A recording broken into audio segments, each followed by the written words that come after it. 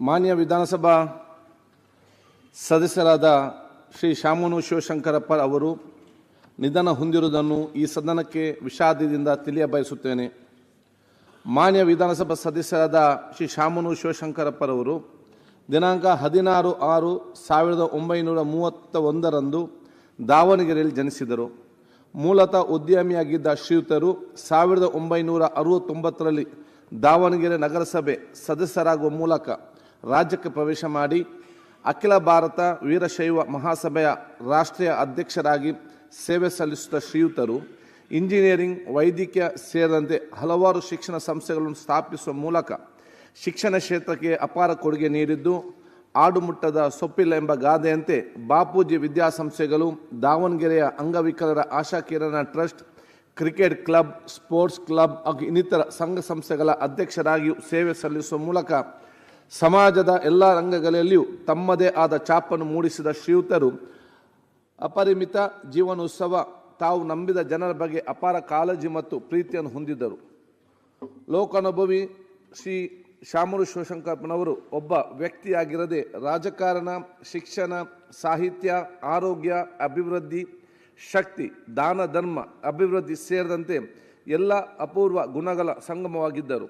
ದಾವಣಗೆರೆಯಲ್ಲಿ ಜವಳಿ ಗಿರಣಿಗಳ ಅವನತಿ ಉಂಟಾದಾಗ ಆ ಊರಿಗೆ ಒಂದು ಬ್ರ್ಯಾಂಡ್ ಇಮೇಜ್ ತಂದುಕೊಡುವುದರಲ್ಲಿ ಅವರು ಪ್ರಮುಖ ಪಾತ್ರ ವಹಿಸಿದರು.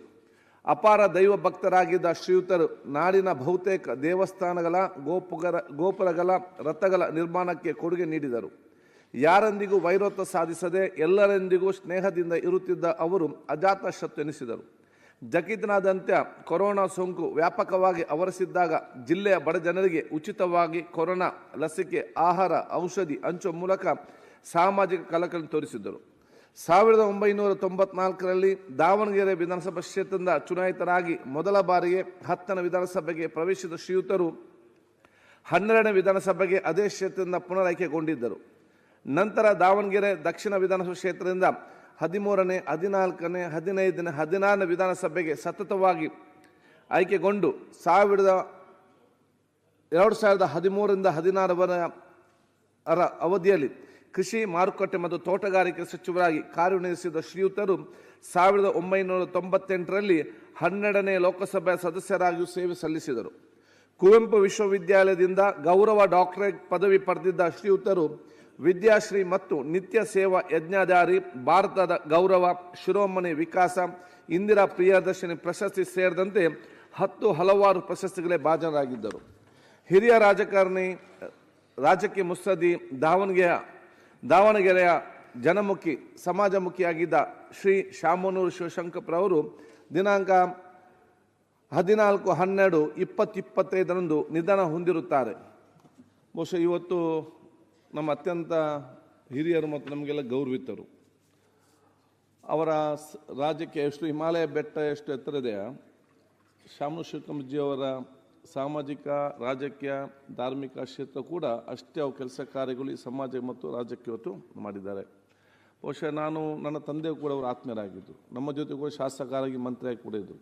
ನಾನು ಕಂಡಂಥ ಕೆಲವೊಂದು ಗುಣಗಳು ಯಾವುದು ನಮ್ಮ ಯುವ ಜನಾಂಗಕ್ಕೆ ಒಂದು ಸಂದೇಶ ಅಂತ ಹೇಳಿದರೆ, ಎಷ್ಟೇ ಜಟಿಲವಾದ ಸಮಸ್ಯೆ ಇರಲಿ, ಅದು ಯಾವುದೇ ಒಂದು ಕಷ್ಟಕರ ವಿಚಾರ ಇರಲಿ, ಎಂಥದ್ದು ಯಾವುದೊಂದು ತಾಳ್ಮೆಗೆಡದೆ ಅತ್ಯಂತ ತಾಳ್ಮೆಯಿಂದ ಮತ್ತು ನಗುಮುಖದಿಂದ ಅದಕ್ಕೆ ಪರಿಹಾರ ಕಂಡು ಆ ಒಂದು ಸಮಸ್ಯೆಯನ್ನು ಬಗೆಹರಿಸುವಂಥ ದೊಡ್ಡ ಮಟ್ಟದ ಅವರ ನಾಯಕತ್ವದ ಗುಣ ಇತ್ತು. ಅದು ಬಹುಶಃ ನಮಗೆ, ಯಾಕೆಂದರೆ ಪ್ರತಿಯೊಂದು ಸಾವು ಕೂಡ ನಮಗೊಂದು ಸಂದೇಶ ಕೊಡ್ತದೆ. ಸೊ ಎಲ್ಲ ಸಂದೇಶವೂ ಕೂಡ ನಮ್ಮ ಯುವ ಜನರಿಗೆ ಮತ್ತು ಯುವ ಜನಪ್ರತಿನಿಧಿಗೊಂದು ಅವರ ಜೀವನ ಒಂದು ಸಂದೇಶವನ್ನು ಹೇಳಿಕೊಂಡು ಬಹುಶಃ ನಾನು ಇದನ್ನು ಚರ್ಚೆ ಮುಂದುವರಿಸಲಿಕ್ಕೆ ಮಾನ್ಯ ಮುಖ್ಯಮಂತ್ರಿಗಳು. ತುಂಬ ದಪ್ಪ ಇದ್ದೀರಾ, ಅದರಲ್ಲೂ ಯಾವುದೇ ಸೈಡ್ ಎಫೆಕ್ಟ್ ಇಂದ ಸಣ್ಣ ಆಗ್ಬೇಕಾ? ಎಷ್ಟೋ ಜನ ಹೇಳ್ತಾ ಇದ್ರಿ, ಸರ್ ನಾನು ಜಿಮ್ಗೆ ಹೋಗ್ತಾ ಇದ್ದೀನಿ ಆದ್ರೂ ಸಣ್ಣ ಆಗ್ತಾ ಇಲ್ಲ ಸರ್, ವರ್ಕೌಟ್ ಮಾಡ್ತಾ ಇದ್ದೀನಿ ಆದ್ರೂ ಸಣ್ಣ ಆಗ್ತಾ ಇಲ್ಲ ಅಂತ ಹೇಳ್ತಾ ಇದ್ರಲ್ಲ. 100% ಯಾವ ಜಿಮ್ಗೂ ಹೋಗ್ದಂಗೆ, ವರ್ಕೌಟು ಮಾಡ್ದಂಗೆ ನೀವು ಸಣ್ಣ ಆಗ್ಬೋದು. ಪ್ರತಿದಿನ ಬೆಳಿಗ್ಗೆ ಸಂಜೆ 2 ಟೈಮ್ ನಮ್ಮ ಜೀನಿ ಸ್ಲಿಮ್ನ ಯೂಸ್ ಮಾಡಿ ಯಾವುದೇ ಸೈಡ್ ಎಫೆಕ್ಟ್ ಇಲ್ದಂಗೆ ನೀವು ಸಣ್ಣ ಆಗ್ತೀರಾ. ಯಾಕೆಂದ್ರೆ ಜೀನಿ ಸ್ಲಿಮ್ ಒಂದು ಉತ್ತಮ ಆಹಾರ.